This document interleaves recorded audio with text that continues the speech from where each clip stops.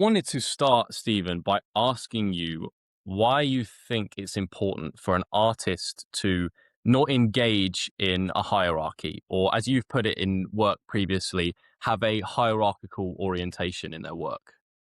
That's a great question. Well, nobody has ever asked me that question. Uh, Let me explain what I mean by hierarchy here. Um, when we think in terms, and this doesn't apply just to artists, but to anybody, I think, in terms of competing against our contemporaries, so that we're in a hierarchical mindset, right? Am I number one? Am I number 12? Am I on the right? Am I on the left? That kind of thing. We are, when we do that, we are situating ourselves in our ego. And that's the worst place in the world for an artist of any kind to be. Where we really want to be is in our Jungian self, capital S self, right? So that what I contrast to hierarchical is a different mindset that I call territorial, which is simply imagining uh, like in the animal kingdom, a pride of lions hunts in their own territory, right? Or a pack of wolves hunts in their own territory. So, and derives their identity from the territory that they're in. So that if we're a professional wheelchair basketball player, we should be identifying with the game itself, love of the game, rather than, am I the best? Am I better than Joe over here? That kind of thing. So that's what I mean. And I believe that as far as life too. It's kind of a concept of detaching from the outcome of things, working towards something, but being detached from the outcome. Does that make sense? Did I explain that in an understandable way? Yeah, yeah, it's lovely. Because I think there's kind of like two conflicting viewpoints, or there's like a line that you have to dance along. And I ask you this question because I do apply your ideas here into the sporting world, in that you have to look at what your competition are doing in order to defend them and have a tactical plan to score against them.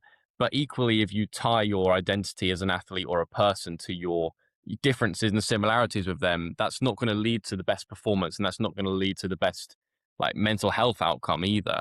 And I think also in your world, Jacob, like as a creator of a product, you have to see what works in the market, but also have your own spin on it to, bring something new and have something that's intriguing to people. So what do we have to what's the best way that we approach this line? Do you know what I'm saying? Both of you here, I'm asking, like, how do we best put ourselves in this argument of, we have to take what people are doing well and sort of try and build on that, but also bring our own unique and sort of focus on what's in our own territory as well.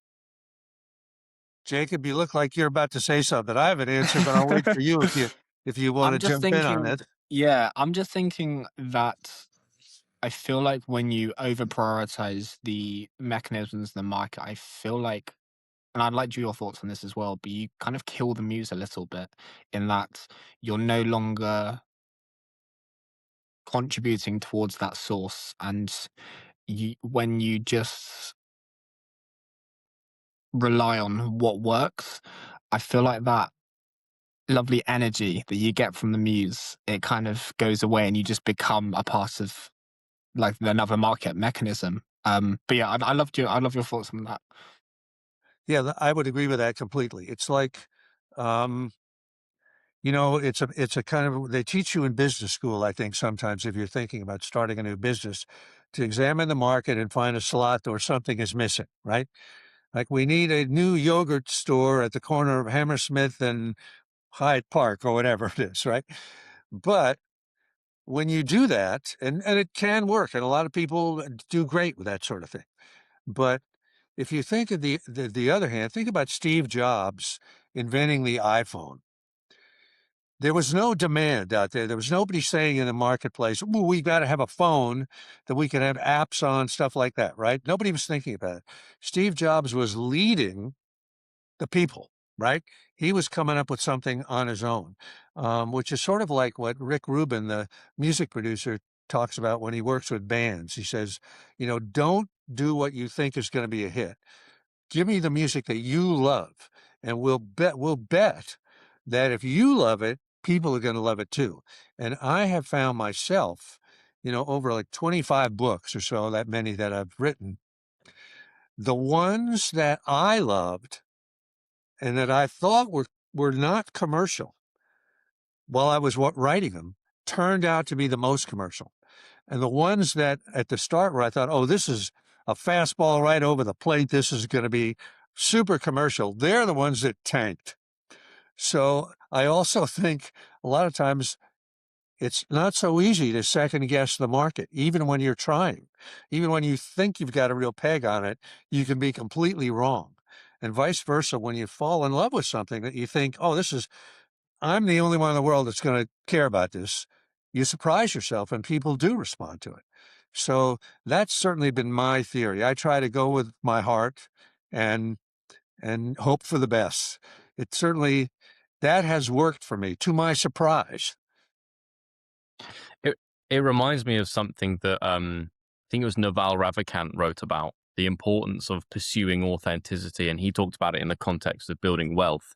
In that, if you're doubling down on the things that make you unique and that you're good at, and you kind of combine the 2 or 3 main interests you have in your life and put those together, and it creates this new, like, Frankenstein's monster niche that sort of encapsulates what you're interested in, what you're good at.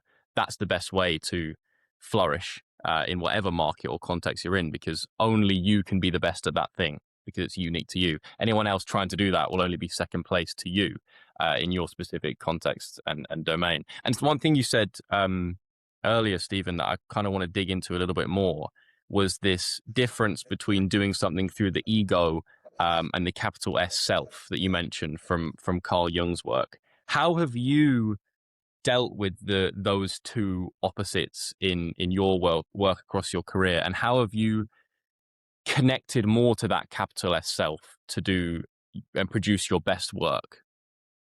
I try. It's a great question. One of the things about writing fiction is that you have to write the entire book before you can present it to the marketplace. It's not like nonfiction where you can do a proposal and submit it to a publisher and they'll, bankroll you or make a deal with you based on the proposal. So if you're writing fiction, for me, it's going to take me 2.5 years to write something. So I have to ask myself at the very start, how much do I love this? Am I willing to to go for 2.5 years, possibly making nothing, purely because I love it? So that is sort of the way I test. Is it the capital S self or is it the ego? And if it's the self, then I go with it. And usually that goes against what you would think of as conventional wisdom. A lot of times if I have an idea that I really love, and then I kind of ask myself, well, is this commercial? Is anybody else going to love this? A lot of times I say, no, nobody is, or I don't know at all, or I don't have any confidence, So I just have to bet on, it's kind of love of the game.